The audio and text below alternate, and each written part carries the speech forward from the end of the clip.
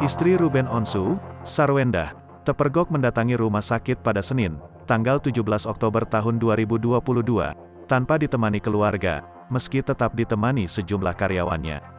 Diketahui, Sarwendah sempat divonis sakit kista di batang otak oleh dokter, sehingga istri Ruben Onsu tersebut harus menjalani pengobatan di rumah sakit.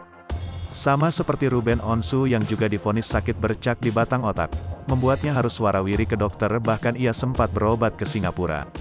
Sarwendah datang ke rumah sakit bersama tim namun tanpa ditemani suami maupun anak-anaknya. Tampak dalam video yang diunggah, Sarwendah menuju ruang pendaftaran dan kasir radiologi. Setelah selesai mengurus administrasi, lantas Sarwendah memasuki ruangan kemudian dilakukan pemeriksaan terhadap tubuhnya. Sarwendah masuk ke dalam mesin MRI untuk menghasilkan gambar struktur tubuhnya. Radiologi ini untuk mengetahui atau mendiagnosis bagian dalam tubuh manusia dengan menggunakan teknologi pencitraan, baik gelombang elektromagnetik maupun gelombang mekanik.